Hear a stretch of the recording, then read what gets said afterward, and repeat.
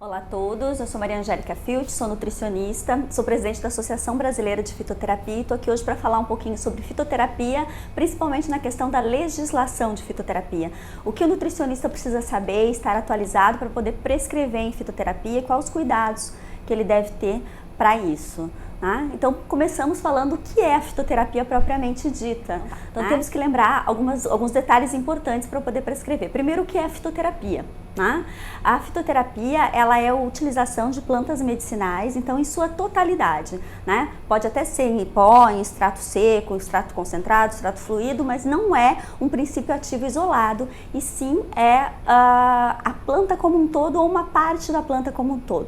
Então, isso aqui eu trouxe, inclusive, duas definições de legislação, uma da Secretaria Estadual de Saúde do Rio de Janeiro e a outra da PNPIC, que é uma política de fitoterapia, falando justamente isso. Quando a gente não tem, então, seja em preparações magistrais ou seja na forma de infusão, decocção e maceração, quando eu utilizo, então, não uma parte isolada da planta, e sim a planta medicinal, para ser denominado realmente fitoterapia. Então, eu não tenho aí substância ativa isolada.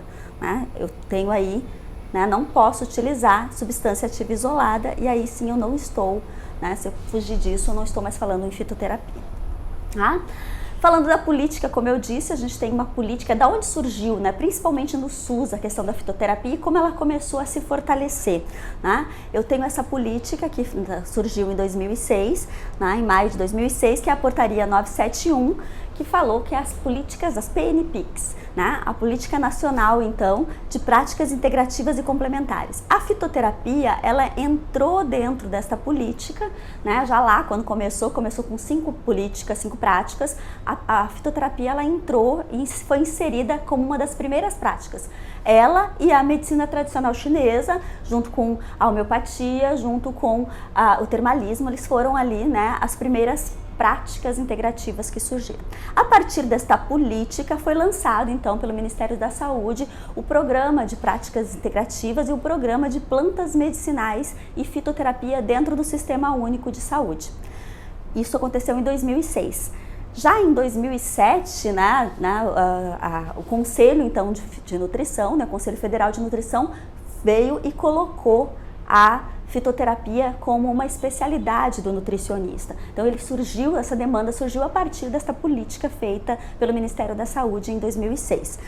A Anvisa veio aí como um órgão regulador disso, então quando a gente fala de política e de programa e de normatizadores para todos os prescritores em fitoterapia, a gente fala principalmente da Anvisa, do Ministério da Saúde e da Anvisa, que vem delimitar quem é o profissional prescritor. Hoje nós temos como profissionais prescritores em fitoterapia, não só nutricionista, mas médicos, farmacêuticos, fisioterapeutas, enfermeiros, então dentro de uma área de atuação bastante grande. Quando eu falo em prescrição nacional, meu órgão que eu devo tomar cuidado e que eu devo estar atento, é justamente a Anvisa. A Anvisa vem aí como esse órgão que eu devo estar atento. A instrução normativa que está hoje em vigor desde 2014, é que a gente deve se basear, é a RDC, a Instrução Normativa 02 de 2014, e essa instrução normativa é a que eu tenho até hoje e que ela me delimita, me diz então quais são as plantas medicinais que estão dentro dessa política, dessa instrução, que podem ser prescritas pelos diferentes profissionais. Algumas plantas são exclusivas para prescrição médica, por isso que eu devo estar atento a isso. Essa instrução normativa, ela vem separando, o que é uma lista de medicamento fitoterápico e o que é uma lista de produto tradicional fitoterápico. Essa diferença, ela vem ser muito importante porque, a partir daí, já o Ministério da Saúde e a Anvisa, seguindo um conceito mundial, vem validando também a tradicionalidade de uso. Então, o medicamento fitoterápico, ele é visto como um medicamento que teve estudos de eficácia e segurança, e por isso ele pode ser trazido com este nome medicamento. Então, uma planta medicinal que a partir de então foi validado em eficácia e segurança em estudos clínicos, e a partir daí ele é considerado um medicamento fitoterápico. Mas de um outro lado eu tenho o produto tradicional fitoterápico. O que é o produto tradicional fitoterápico? Ele não tem necessariamente sua validação, então não tem necessariamente o seu registro em eficácia e segurança com estudos clínicos, mas tem sim uma tradicionalidade há mais de 30 anos de uso sem relato de toxicidade. E aí ele entra na lista de produto tradicional fitoterápico, que foi baseado então na segurança e na tradicionalidade de uso. A partir daí, né, dessa instrução normativa, que eu me baseio então só eu como nutricionista, né, não só os nutricionistas, mas todos os profissionais prescritores em fitoterapia, né, nós temos também nessa instrução normativa a lista que hoje é tida como as plantas exclusivas para prescrição médica, né, que hoje são 9 plantas exclusivas para prescrição médica. Quando eu coloco atenção aqui, eu coloco para lembrar que se você quer se tornar um prescritor em fitoterapia, né, então se o nutricionista é um prescritor em fitoterapia, ele precisa estar atento às instruções e resoluções que a Anvisa publica sobre os fitoterápicos, porque hoje nós temos esta listagem que pode ser alterada a qualquer momento. Então, hoje a instrução normativa 02 de 2014 que diz que são essas 9 plantas que são exclusivas para prescrição médica e elas podem sofrer alterações. Tá? Então, o nutricionista, né, ou o enfermeiro, ou o farmacêutico, outros profissionais prescritores não médicos não podem trabalhar com estas plantas, né? Elas não podem estar presentes na prescrição. Tá? Indo então a nível, né, de legislação, de programa e de política para todos os prescritores, entrando no universo da nutrição, nós temos que tomar então alguns cuidados, né, o nutricionista, e começa com a nossa legislação. O que o nosso conselho, né, como eu disse lá em 2007, o nosso Conselho Federal de Nutrição lançou então a resolução 402, que deu, né, ao nutricionista, colocou e disse que a prescrição de fitoterápicos foi uma ação do nutricionista. A partir daquele momento se tornava uma ação então possível para o nutricionista. Tá? Após isso foram feitas mais outras 2 resoluções, então que vieram, né, atualizar essa resolução de 2007. Em 2007, essa resolução não dizia especificamente que o profissional nutricionista deveria ter uma pós-graduação ou deveria fazer uma prova de título. Ela simplesmente vinha dizendo que era possível para o nutricionista ser um prescritor, obviamente que ele precisava se atualizar na área, ele precisava ter o conhecimento, então buscar esse conhecimento pelos mais diversos métodos, buscar esse conhecimento para poder prescrever fitoterápicos.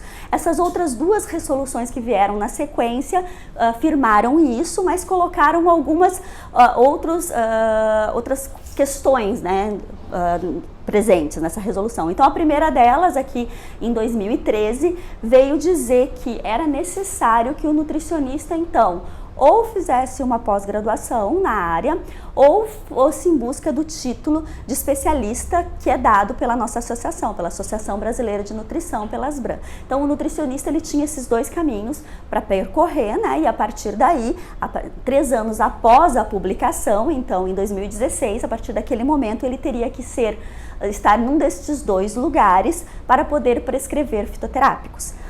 Em 2015 surgiu a 556 de 2015, que veio atualizar a 525. A 556 vem dizendo o quê?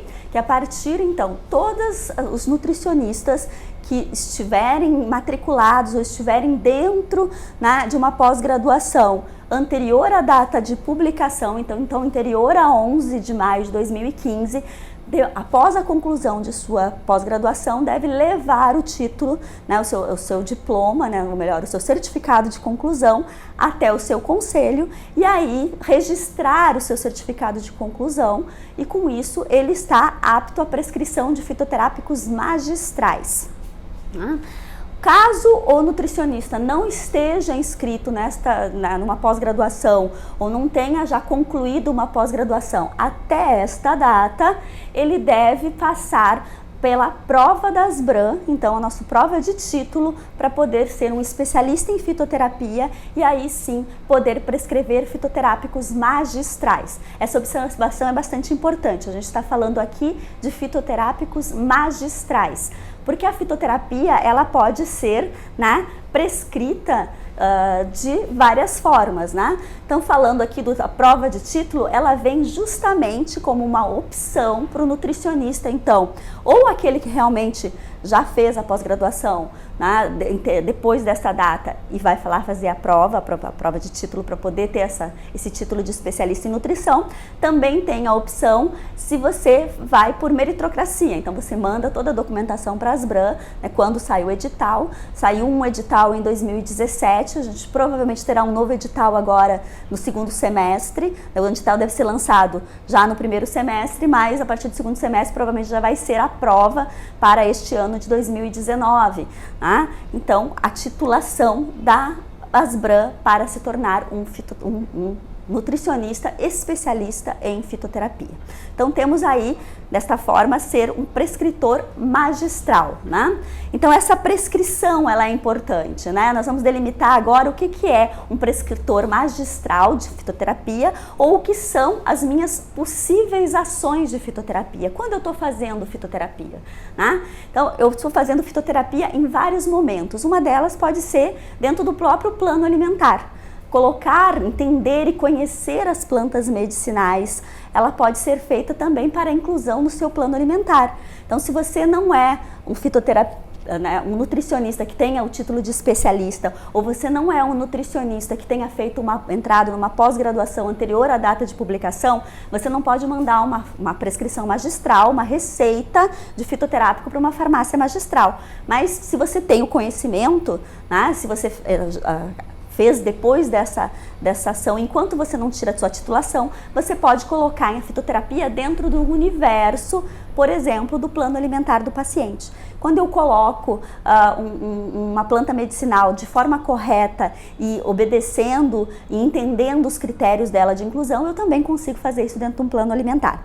Uma outra forma que eu consigo trabalhar a fitoterapia é na forma de infusão, decocção e maceração. E aí eu também não estou falando ainda de prescrição magistral, né? Porque um chá medicinal feito da forma correta e como deve ser feito, respeitando dosagem e individualidade do paciente, por isso que é importante também o conhecimento e respeitando o tempo, né, de ser feito cada chá, porque cada chá medicinal, né, ele tem o seu tempo de decocção, o seu tempo de infusão, o seu tempo de maceração.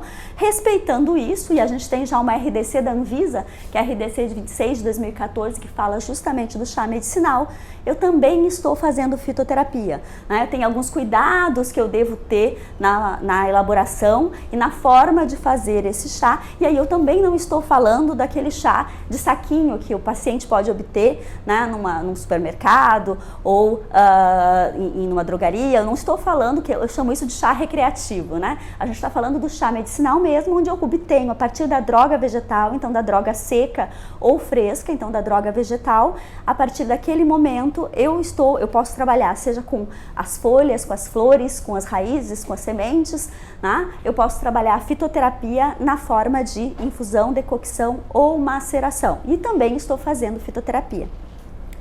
Para a formulação magistral, essa sim, a gente precisa ser, então, o nutricionista. Ou ele entrou numa pós-graduação anterior à data de publicação, né, que é maio de 2015, a data de publicação da última RDC, que é maio de 2015, ou ele faz o título, né, passa pela etapa da prova da Asbram e tem o título de especialista em fitoterapia. E aí ele pode fazer uma fórmula magistral, e que também precisa e deve seguir alguns cuidados e algumas observações importantes. O que essa fórmula magistral ela tem que ter? Né? A minha receita de fitoterapia, que mais para frente eu coloquei um modelinho de receita de fitoterapia para você, o que essa receita de fitoterapia ela precisa obrigatoriamente ter? Né? Eu preciso prescrever, isso está lá inclusive na minha RDC, eu preciso prescrever a planta medicinal com nome científico. Né? Após isso eu preciso saber qual é a parte utilizada da planta que eu vou prescrever.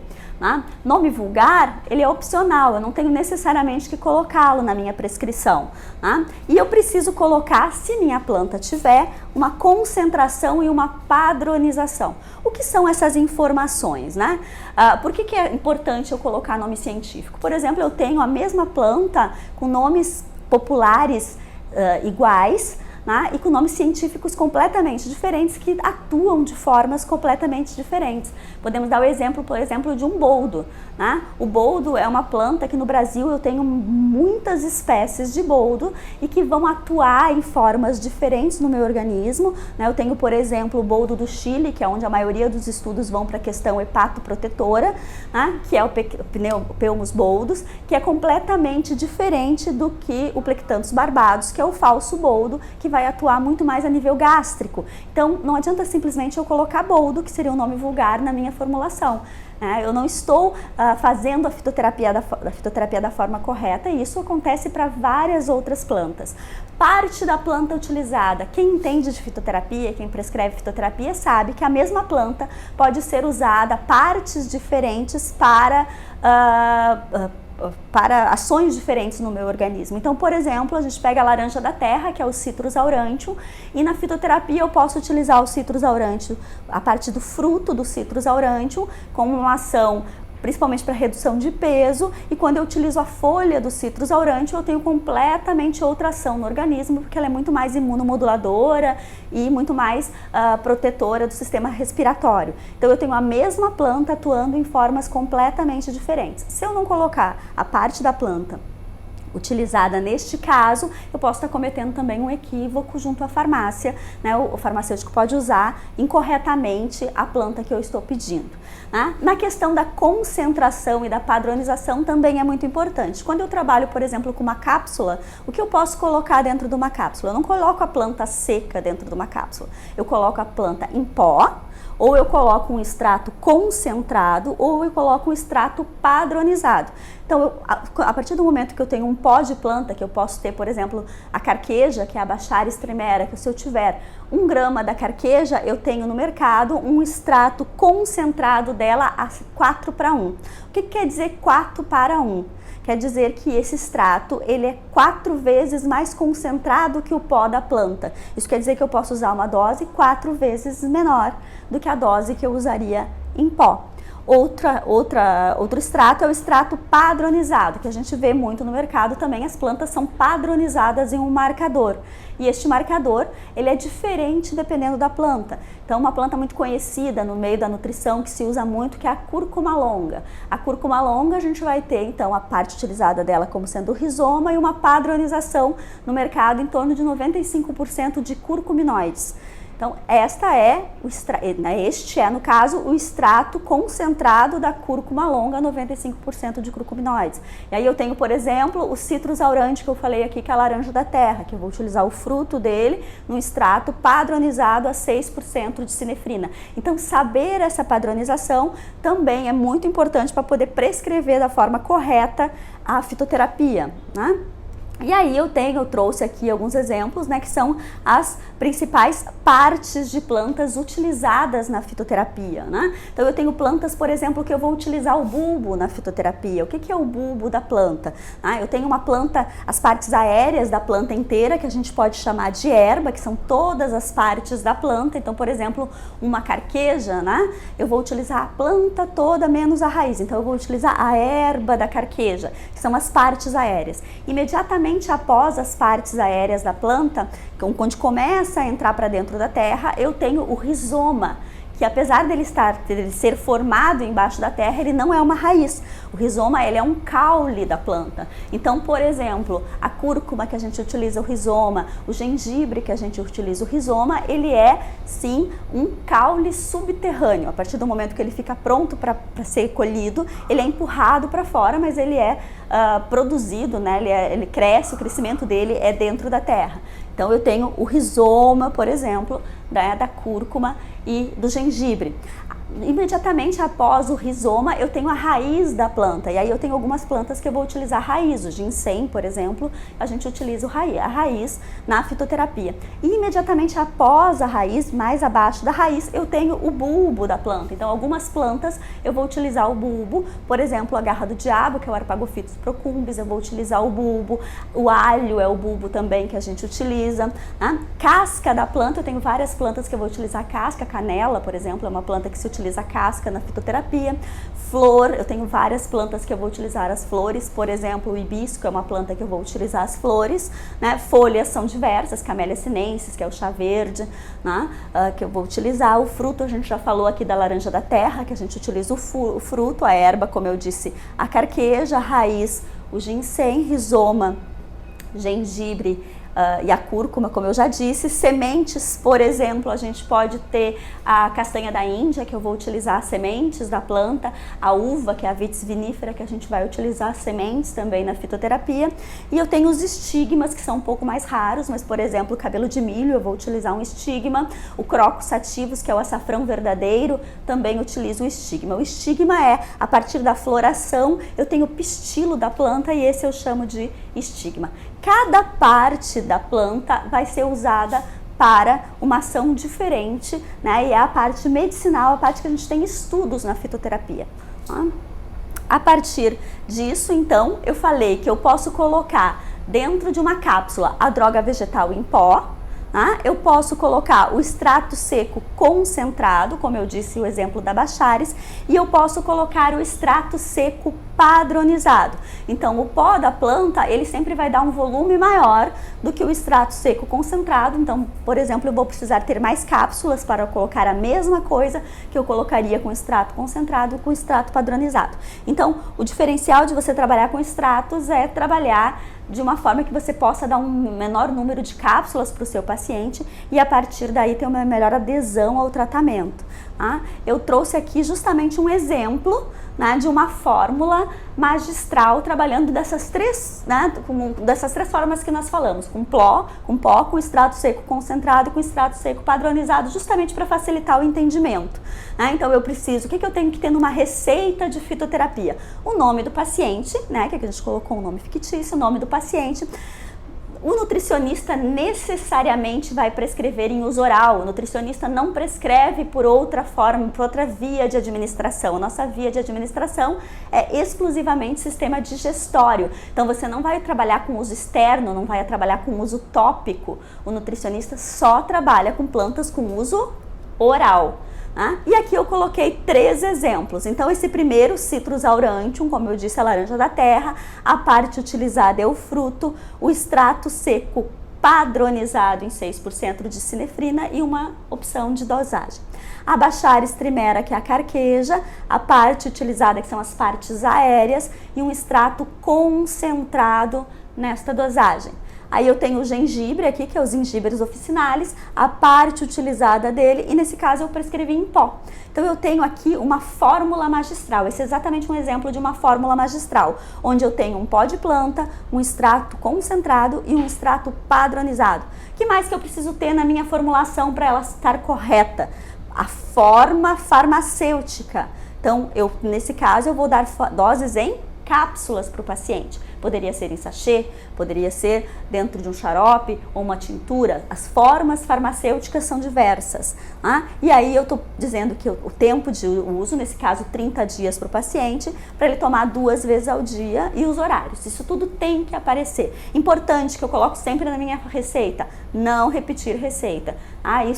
Por quê? Porque acontece às vezes do paciente no seu consultório, e aí depois ele não volta e ele continua utilizando aquela fórmula. Então, para a farmácia saber que ele não vai poder repetir a receita sem a sua autorização. Muito importante, assinatura, carimbo e o número do conselho, né? O seu número de conselho de classe, qual é o seu CRM, tá? Datar a receita, também extremamente importante você datar a sua receita, justamente para não acontecer essa repetição meses depois que o paciente foi até você. E aí, para a gente entrando já no finalizando, né, o que são as atuações principais da fitoterapia na nutrição? Lembrando sempre que a fitoterapia vem complementando o meu plano alimentar. Né? A fitoterapia ela vem aí como um complemento ao meu plano alimentar. Né? A gente usa principalmente como coadjuvante nos tratamentos de sobrepeso, obesidade, mas e suas intercorrências da síndrome metabólica. Eu posso trabalhar as dislipidemias muito bem, ajuda no controle da hipertensão arterial, geral, paciente diabético, principalmente diabético tipo 2, com boas respostas clínicas, né? Distúrbios gástricos e intestinais, a fitoterapia também tem uma resposta muito boa. Na saúde em geral, porque a maioria das plantas, elas são os que a gente chama de antioxidante, até porque é uma forma de defesa da planta ela ser antioxidante, pela agressão que ela pode ter aí com o meio externo, então ela se torna antioxidante. E a maioria das plantas medicinais, ou uma grande porção das plantas medicinais, tem uma ação que nós chamamos de imunomoduladora e adaptogênica. Então por isso ela contribui de uma forma para a saúde geral. Se eu tenho um paciente com uma saúde melhor, né, que é onde eu consiga trabalhar as questões de ansiedade, compulsões, tudo mais nele, para trabalhar, para ajudar nesse controle do sobrepeso, do plano alimentar, né, da obesidade, para seguir o seu plano alimentar, eu tenho uma resposta melhor à adesão do paciente a esse plano. Então a fitoterapia ela vem sim como uma aliada, né, do plano alimentar, como uma aliada do nutricionista dentro do consultório. Tá? Aqui eu trouxe algumas publicações que são importantes para quem quer entender um pouco mais a fitoterapia, para quem quer trabalhar um pouco mais com fitoterapia, né? Entender um pouco mais esse universo. Uma delas é a publicação do memento fitoterápico feito pela Anvisa em 2016, né? Um memento que vem todas aquelas plantas que foram vistas na Instrução Normativa 02 de 2014, elas estão descritas nesse memento e vêm esmiuçadas nesse memento de uma forma para você entender dosagem, para você entender principais componentes químicos, para você entender principais ações destas plantas. Então é um bom guia de estudo, né, que está muito bem feito. Além disso, a gente tem o caderno de atenção básica, também feito pelo Ministério da Saúde, né, esse feito em 2012. Esse caderno de atenção básica, que é o caderno 31, ele é exclusivo em plantas medicinais e fitoterapia na atenção básica, né? O Ministério da Saúde vem com as PICs dentro da atenção básica, então é um caderno de práticas integrativas e complementares, mais específico em plantas medicinais. Também é uma boa publicação para quem quer conhecer e entender o universo que está inserido a fitoterapia dentro do Sistema Único de Saúde, né? Além disso, eu trouxe esses dois livros que são importantes para publicações importantes, né, para quem quer entender um pouquinho fitoterapia. Esse chama Fitoterapia Contemporânea, é um livro que também traz vários mementos de plantas, né, bem embasados e muito bem escritos. E esse do Jorge Alonso, que é um livro reconhecido a nível internacional em fitoterapia, né, um tratado de fitofármacos e nutracêuticos, que seria, né, um guia de referência que todo fitoterapeuta, né, todo nutricionista que quer se especializar em fitoterapia precisa conhecer. Finalizando, então, eu apresento para vocês a Associação Brasileira de Fitoterapia, que também é uma forma. Todas as dúvidas que vocês tiverem em relação à legislação, é uma associação para profissionais que prescrevem fitoterapia, que pode vir aí tirar essas dúvidas, né? E a gente está à disposição para tirar outras demais dúvidas que possam surgir para os prescritores. Então é isso, muito obrigada, é o que eu tinha para apresentar hoje para vocês.